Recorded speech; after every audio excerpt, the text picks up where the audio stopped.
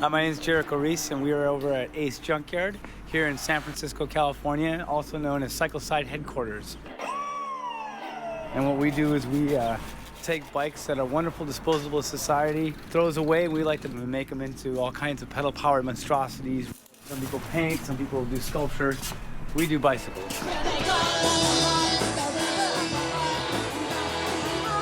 We've got air compressor bikes. We have tall bikes. One of the tall bikes is called Roberto, the Bone Breaker. We have tandem tall bikes. We have swing bikes. We have rocket bikes. The Heavy Pedal Cycleside Bike Rodeo is an organization of metal fabricators, musicians, artists, bike riders. A cycleside is a collaborative. You know, there's a lot of people involved. People just kind of jump in and build pedal-powered instruments of fun, basically. We're not really into the practicality of the bike. We don't really care about like how fast you can ride. We're actually more interested in how well you can fall off a bike.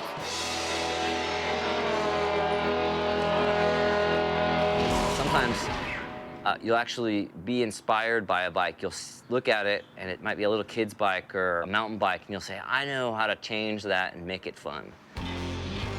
This is one of our newer tall bikes. Basically put like a female frame on top of a cruiser frame. You can ride around, and it's a great view. We also use these for tall bike jousting. Some of our bikes are monsters.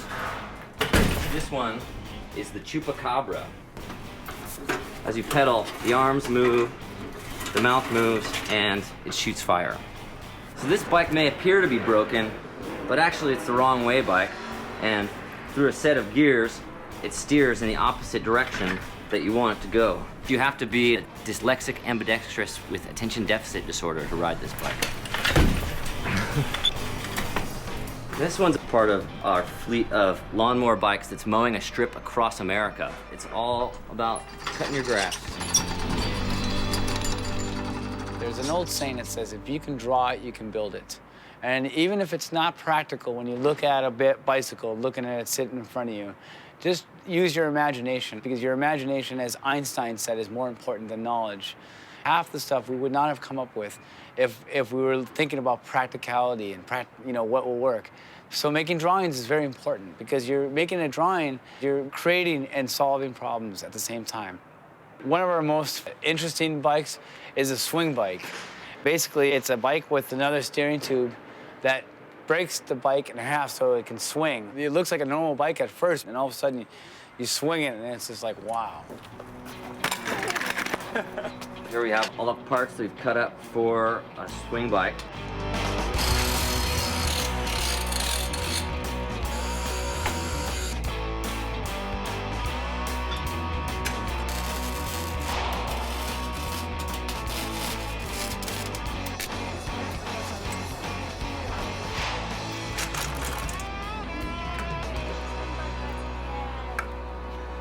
We get bikes from all sorts of places. People bring them to us. We get them from the junkyard. We get them from the dump.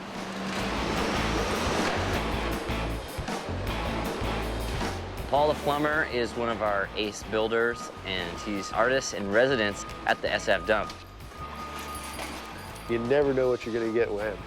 I might go out there one day and nothing, and then the next day is, too much for me to drag back here. I'm building a lot of stuff, like I wanted to make a Firefighter Bike, and this thing really goes. I found a pressure washer in the dump here. The motor was toast. So geared it up to a bike, and here we go. This was a parade bike, because it goes at parade speed, which is mighty slow. Oh, the steering is backwards too, so you turn left to go right and vice versa. It just crawls.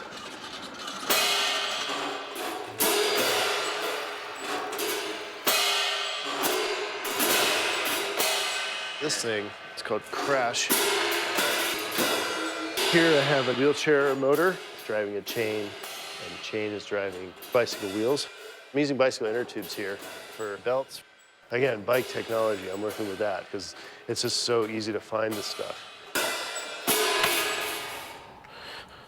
The bicycle rim shot was an idea I've had for a while. So these two peanuts were walking down the street, and one of them was assaulted. Just like the Tonight Show, You know, you get the rim shot. Your joke can be lousy, and you still get the rim shot. This is Cyclone, and it's a ball drop. Everybody loves a ball drop. I got all these parts out of the dump. So this is a wheelchair motor, and I'm using this wheelchair motor as a generator, and I'm powering it off of a stationary bike. This is all made out of exterior lawn furniture, a bunch of conduit, and here's an oxygen tank. There's a CO2 tank. This is bicycle chain, and a whole lot of curtain rod. And here we go.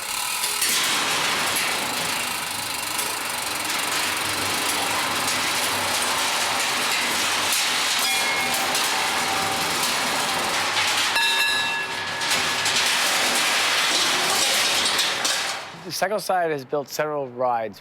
We decided that it would be kind of cool to build a pedal-powered carnival and have these crazy pedal-powered rides along with our entourage of freaky bikes.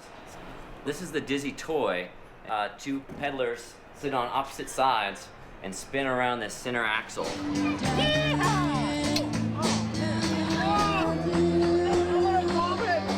No engines, no magic, it's just all human power.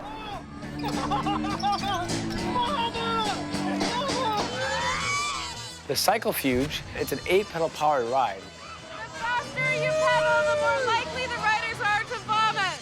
And you got 4 people below you pedaling, and you're in one of the swings just spinning around. It's like the wind just whips through your hair. It feels like you're flying.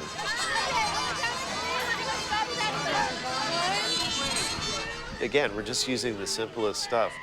We're using wheelbarrow tires to drive the ring that pushes the swings around. Here you go. Really simple and elegant, and it works great. Cycle Side's the only full-fledged carnival midway that I know of that's totally all bicycles and all about pedal power. On top of that, we thought, well, it'd be kind of cool to have a rodeo.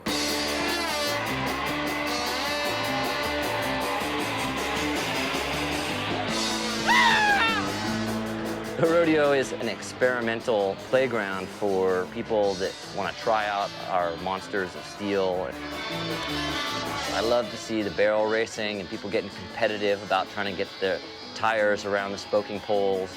The show is built up to a point where the audience just is dying to get on the bikes, and they get on, and it just becomes absolute chaos, mayhem.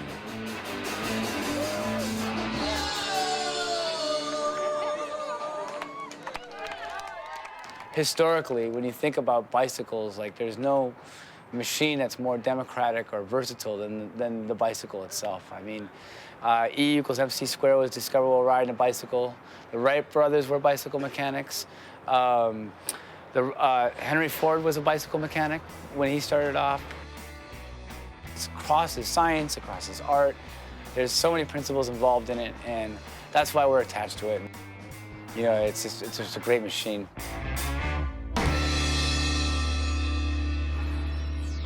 Makers and their newfangled ideas have made the bicycle what it is today, beginning with the classic penny farthing. It got its nickname from its huge front wheel and tiny back wheel, reminding Victorian admirers of England's largest and smallest copper coins. The penny farthing was invented by a maker named James Starley, a sewing machine designer by trade. In 1868, he happened across a French velocipede, a wrought iron monstrosity whose ride was so rough it was called a bone shaker. Starley lightened the load by using wire spokes and doubled the size of the front wheel. This gave the rider a mechanical advantage, but also led to the origin of the phrase, taking a header. Mark Twain took a ride and said, "Get a bicycle, you'll not regret it, if you live." Despite the danger, the penny farthing became wildly popular. Starley's nephew, a maker named John Starley, one-upped his uncle's design with the Rover, which flaunted equal-size wheels, gears, and a chain. Features that made it the first modern bicycle.